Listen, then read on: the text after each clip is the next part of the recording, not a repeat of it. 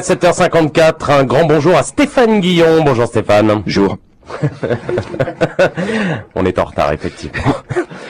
Alors aujourd'hui, je vais vous parler des Jeux paralympiques qui réunissent actuellement à Pékin les plus grands athlètes handicapés du moment, paraplégiques, tétraplégiques, amputés, aveugles, infirmes cérébraux. C'est la crème du handicap, ce qu'on fait de mieux. Les sourds ont été déplacés, ils participent dorénavant au Deaflympics. Sur les départs de course, ils partaient ou trop tôt ou trop tard, c'était ingérable. Et puis en cas de victoire, jouer son hymne national à un sourd, non. En tout cas, la compétition est magnifique. Avec le décalage horaire, c'est retransmis la nuit à la télé. C'est une vraie leçon de courage. Si se lever en pleine nuit pour voir des athlètes handicapés faire du sport, c'est courageux. Bon, moi, je n'ai aucun mérite avec mon papier à écrire pour France Inter, je veille. Et cette nuit, je suis tombé sur la natation synchronisée. Enfin, désynchronisée, pour le coup. J'ai pas tout de suite compris de quoi il s'agissait. J'ai vu d'abord une jambe sortir de l'eau, une seule, puis un bout d'épaule. J'ai cru qu'il s'agissait du film de Steven Spielberg, Les Dents de la Mer, après le passage du requin. Mais j'ai adoré les Suédoises médaillées d'or, magnifiques. Ah, il y en a qui ont gueulé, qu'on dit que c'était de la triche. C'est vrai que le fait d'être siamoise en natation synchronisée, c'est un avantage.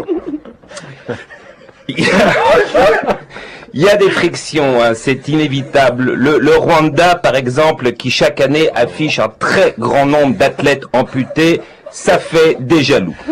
Nous, à côté, avec nos deux ouvriers agricoles qui ont mis leurs bras dans une moissonneuse-batteuse, on est ridicules. Les Russes, pareil. Toute leur génération d'athlètes originaires de Tchernobyl, ça fait des envieux. Polyakov au cheval d'arceau avec ses 4 bras et son petit corps, surnommé la pieuvre, on dirait Petrucciani tapant sur ses touches. Faut pas être jaloux, demain ce sera la Belgique. Grâce à leur incident nucléaire d'il y a 15 jours, en 2024, à Vancouver, ils seront imbattables. Alors, il y a des épreuves incroyables, hein, je vous encourage à regarder. Demain, à 1h du mat, le water-polo pour paraplégiques. Toutes les minutes, les fauteuils sont hissés à la surface. En cas de faute, on replonge l'athlète. Mercredi, le tir à l'arc pour non-voyants. Exceptionnellement, l'accès aux tribunes est gratuit.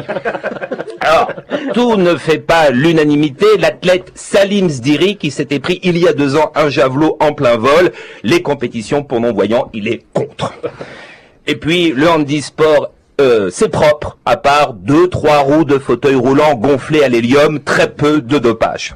Oh, je vous encourage à regarder. En plus, avec les Chinois, l'organisation est impeccable. En revanche, si vous êtes valide, n'y allez pas en voiture. Toutes les places de parking sont handicapées. Il y a que 3 places valides. On les reconnaît, il y a une paire de jambes peintes sur le bitume.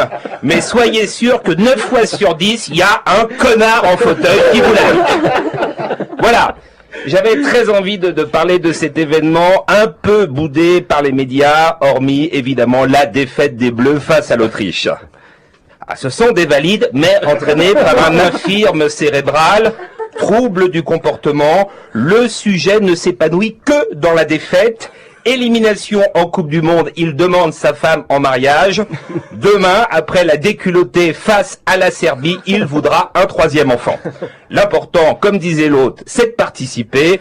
Mais quand même, à demain. À demain, Stéphane Guillon.